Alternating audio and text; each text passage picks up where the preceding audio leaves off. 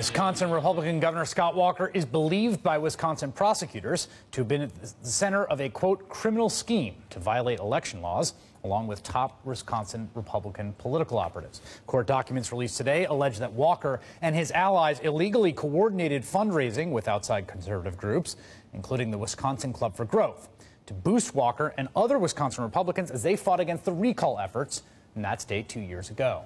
No charges have been filed against Walker, who won that recall election and is up for a second term this fall. Court documents surfaced in relation to what is known in Wisconsin as a John Doe investigation. It's a secret inquiry to determine whether a crime has been committed and by whom. That investigation grew out of a separate, earlier inquiry into Walker's time as Milwaukee County executive before he was governor. And that led to the convictions of 6 people, including 2 former Walker aides convicted of illegally doing political work on county time.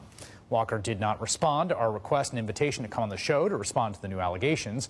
But in a series of tweets today, he deemed the prosecutor's claims categorically false, wrote that 2 judges have ruled that no laws were broken, and called the inquiry nothing more than a partisan investigation with no basis in state law. Joining me now on the phone is Ruth Conniff, editor-in-chief of the Progressive magazine, who has been covering this story. Ruth, can you tell me, first of all, why we're seeing these documents now? Well, Chris, the reason that we're seeing these documents now is that the Club for Growth wants this investigation to go away. So they went to federal court and they asked the judge to review whether the investigation had any merit at all.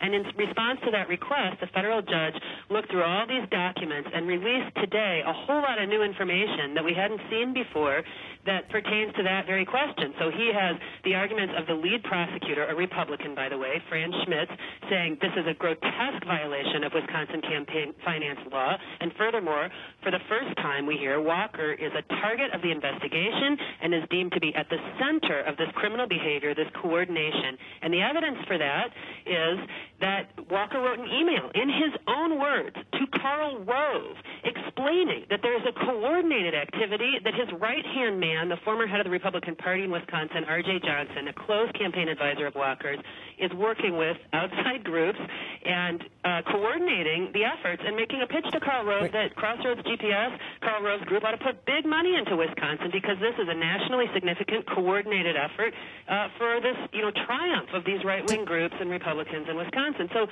it really looks like a slam dunk. I mean, this is the smoking gun that did not come out of the first John Doe investigation. That is to say that Walker was not only a target, but really at the center of this entire thing. So when you say, did he use the word coordinating in that email that he wrote to Karl Rove? He said, yes. He said that Karl Rove is organizing this entire thing. And the text is in all the news coverage today, and there's a lot of news coverage today. So here's my question. What's illegal about this, right? I mean, walk me through this, because I think there's a few responses you get from Walker and Republicans. One is that this has been looked over a ton. This is a partisan vendetta witch hunt. The other is, this is politics. Like, this is politics. In fact, the federal district judge threw this out and said this is First Amendment protected activity. Okay, Judge Rudolph Randa, the federal judge, the only judge in the state of Wisconsin who is a frequent flyer to Koch brothers-funded retreats for conservative activists, who is a member of the Federalist Society, did in fact write an opinion saying that campaign finance law in Wisconsin should not apply and that there should be free spending in races and that there should be, complete access by outside groups to do whatever they want to do, run as many ads as they want, spend billions of dollars in our state. That's not what the law says in Wisconsin, but there are a lot of conservative ideologues who believe that that's what the law should say.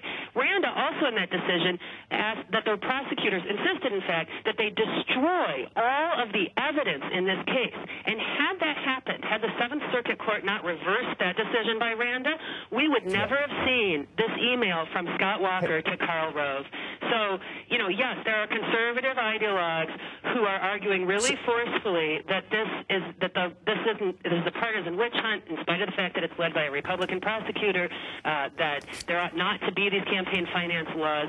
But that position is not the position of the law. It's not a state of the law in Wisconsin. And right now what we're going to find out is what the federal court thinks of the Club for Growth argument that this entire investigation should stop in its tracks. And it would be, in the words of the Washington Post today, just a grotesque miscarriage of justice if that were to happen, because the law in Wisconsin is very clear. This is illegal. All right. So finally here, how is this playing right now in Wisconsin? What's the press been like today? People are amazed and shocked because this is the smoking gun. It is, Walker, in his own words, saying, we need to get this act together with all of these groups, and R.J. Johnson is the point person on it, and we're coordinating. Ruth Conniff from the Progressive Magazine. Thanks for joining us by phone. We lost the shot due to weather, but your voice is so gripping that it worked anyway. Thanks a lot. Thanks, Chris. All right. Things don't appear to be looking so good for Governor Chris Christie either. That story is next.